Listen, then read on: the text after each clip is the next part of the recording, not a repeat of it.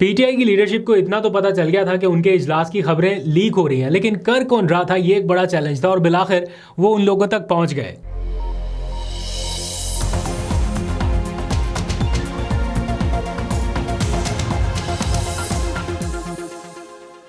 बिस्मिल्लाहिर्रहमानिर्रहीम, अस्सलाम वालेकुम। पाकिस्तान और दुनिया भर में देखने और सुनने वालों को अब्दुल कादिर का सलाम।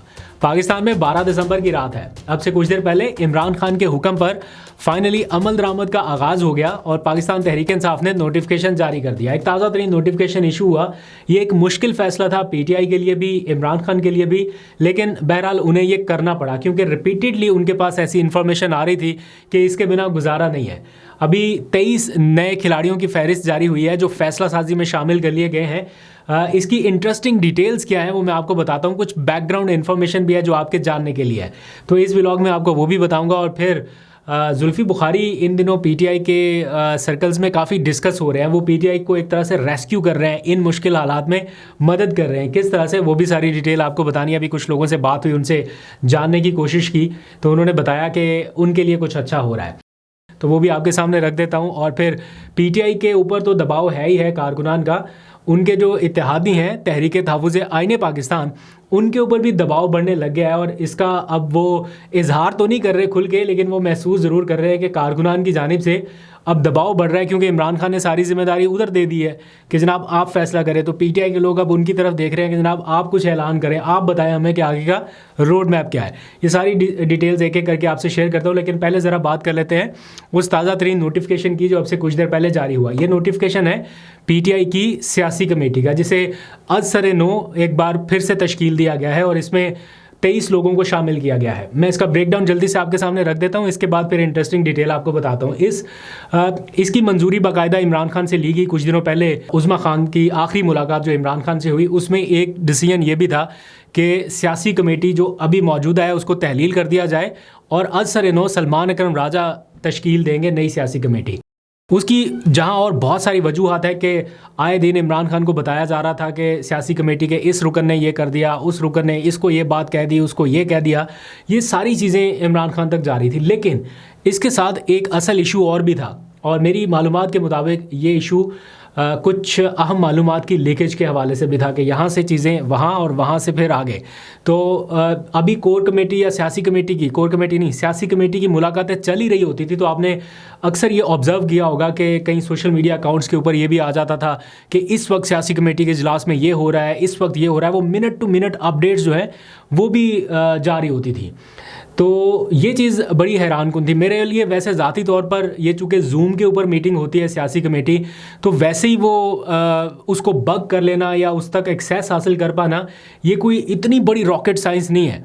थोड़ी सी मेहनत से ये सारा कुछ हो सकता है। मैं तो अभी भी कहता हूँ कि ये जो इनकी सियासी कमेटी जूम के ऊपर होती है, ये कोई इतनी सेफ़ नहीं है अगर आपने स्ट्रैटेजी को डिस्कस करना है। पॉलिटिकली सही, लेकिन वो चीज़ें लीक आउट हो सकती हैं। मैं आपको पहले के भी एक दो व्लॉग्स में बता चुका हूँ कि इत्तफाकन एक दो बार ऐसा हुआ कि किसी रहनुमा से मुलाकात के लिए जाना हुआ, तो वहाँ पर पता चला कि जूम के ऊपर मीटिंग चल रही है, और वो तो इमरान खान के साथ चल रही होती थी, उस टाइम की मैं बात कर रहा हूँ। तो जूम के ऊपर मीटिंग चल रही है, साथ में उनके गेस्ट बैठे हुए हैं, उन्होंने म्यूट पे लगाया हुआ है, और जो वो बातें हो रही हैं, इमरान खान जो डिस्कस कर रहे हैं, जो स्ट्रैटेजी हो रही है, वो साथ बैठे हुए बंदे को भी पता चल रही है। तो साथ में ऐसे कोई बिठा के सारी स्ट्रैटेजी अगर बता दे तो फिर क्या फ़ायदा। एक तो ये फैक्टर था, और दूसरा कुछ ऐसे लोगों की मौजूदगी जिनकी वजह से मिनट टू मिनट डिटेल जो है वो लीक हो रही थी, चीज़ें आउट हो रही थी। और फिर ऐसा नहीं है कि कोई जानबूझ के इन्फॉर्मेशन आउट कर रहा है, बट समटाइम्स हार्श आर्गूमेंट्स होते थे या स्ट्रेटजी पे या कई इश्यूज़ के ऊपर कभी तलख कलामी हो गई। इंटरनल माहौल के बारे में भी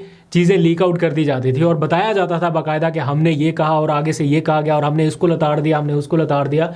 तो ऐसे लोगों के ऊपर भी एतराज़ था। लेकिन चूँकि ये कमेटी इमरान खान साहब की जानिब से अहकामात के बाद बनाई गई थी, तो उसको बराह रास्त भी रिमूव नहीं किया जा सकता था। तो फिर इमरान खान से इजाज़त ली गई और ये कमेटी तहलील कर दी गई। उसके बाद अब 23 रुकनी कमेटी बनाई गई है, जिसमें ऑब्वियसली चेयरमैन पीटीआई, फिर सेक्रेटरी जनरल, फिर एडिशनल सेक्रेटरी जनरल, ये तीनों तो मौजूद ही रहेंगे। उसके बाद जो इनके बाद नंबर आता है वो वज़ीर आला खैबर पख्तूनख्वा सुहेल आफरीदी का है। और फिर जो अपोजिशन लीडरान हैं, चाहे वो सूबाई असम्बली में हो, चाहे वो कौमी असम्बली में हो, या वो सेनेट में हो, चाहे वो जाने वाले हों या आने वाले हों, या जो जा चुके हैं ना, जैसे उमर अयूब जा चुके हैं, शिबली फराज जा चुके हैं, उनको भी रखा गया। जो आने वाले हैं अलामा राजा नासिर अब्बास हैं, महमूद अचकज़ई हैं, उनको भी रखा गया, उनको भी नुमाइंदगी दी गई। सूबाई सदूर जो हैं, सिंध का हो, पंजाब का हो, केपी का हो, उन सबको भी नुमाइंदगी दी गई। फिर ओवरसीज़ पाकिस्तानियों को भी नुमाइंदगी दी गई, यानी OIC जो ओवरसीज़ इंटरनेशनल चैप्टर है उनमें से भी शामिल किया गया। आज़ाद जम्मू कश्मीर की नुमाइंदगी दी गई है। तहरीक तहफ़्फ़ुज़ आईन पाकिस्तान से भी एक रुकन को इसका हिस्सा बनाया गया है। फिर वुमेन विंग से भी एक रुकन को नामज़द किया गया है, और इसी तरह अक़लियतों को भी नुमाइंदगी दी गई। तो यानी एक पूरा ऐसा ये सियासी कमेटी बनाई गई है जिसमें हर जगह से कोई ना कोई शामिल किया गया। अब एतराज़ इसमें दो लोगों के मैंने देखे अभी तक। कुछ लोग कह रहे हैं कि सोशल मीडिया के लोगों को क्यों शामिल नहीं किया गया, जो सोशल मीडिया को हेड कर रहे हैं या वो डील कर रहे हैं। मेरा ख्याल है इस मौके पर जब एक कन्फ्रंटेशन जैसा माहौल है और PTI को अभी इस टाइम पे वो खुल के ऑन भी नहीं करना और डिसऑन भी नहीं करना जैसी सिचुएशन है, तो उसमें सोशल मीडिया के लोगों को बराह रास्त इसमें शामिल करके तो ये बड़ा क्लियर मैसेज देना था कि जो कुछ भी इस टाइम हो रहा है वो हमारी इमाम पे हो रहा है या हम कर रहे हैं। अभी तो समटाइम्स PTI ये कह देती है ना कि सोशल मीडिया हमारे कंट्रोल में नहीं है या हम नहीं हिदायत जारी करते कि ये किया जाए या वो किया जाए।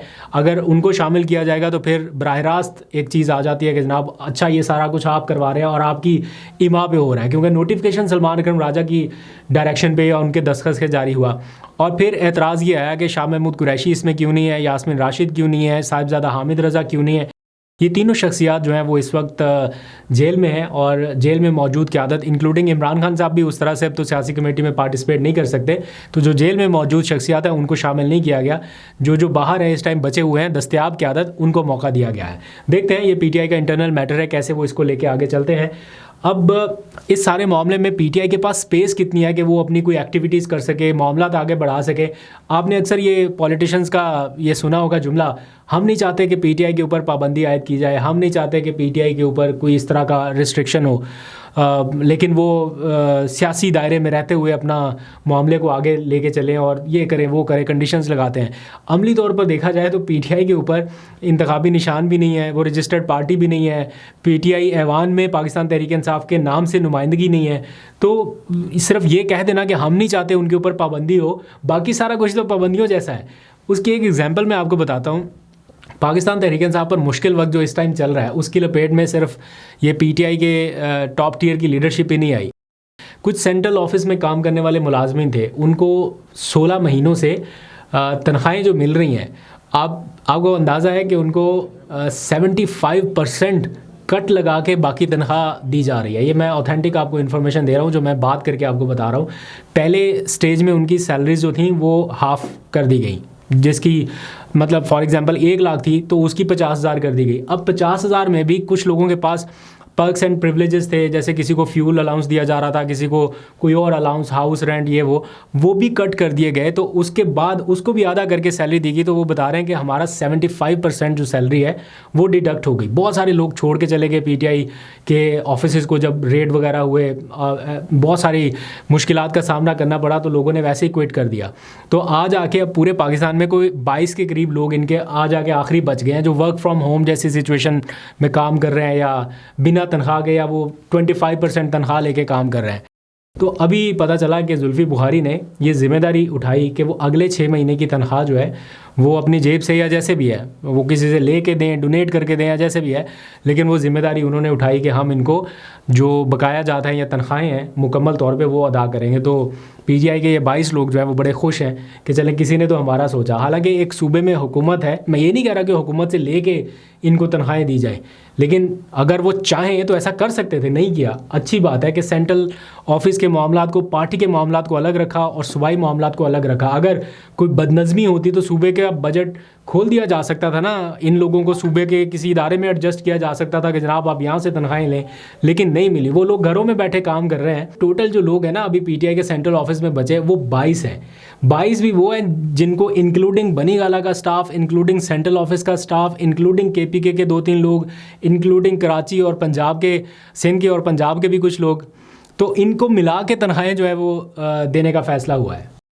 जाते जाते थोड़ी सी खबर तहरीक तहफ़्फ़ुज़ आईन पाकिस्तान से मुताल्लिक़। हमने PTI को डिस्कस कर लिया, साथ थोड़ा सा तहरीक तहफ़्फ़ुज़ आईन पाकिस्तान की क़यादत को भी डिस्कस करते हैं, जिनके ऊपर हर आने वाले दिन के साथ थोड़ा सा दबाव बढ़ता जा रहा है। और कारकुनान जो है वो उनसे डिमांड कर रहे हैं कि इमरान खान ने चूँकि आपको जिम्मेदारी दी है तो आप लाएहमल का ऐलान करें। कारकुनान थोड़े जज्बाती हैं इस टाइम पे और वो चाहते हैं कि बस फौरी तौर पे कोई मुज़ाहमती तहरीक का ऐलान कर दें, किसी नए लॉन्ग मार्च का ऐलान कर दें और अभी फ़ौरन से निकल आएँ।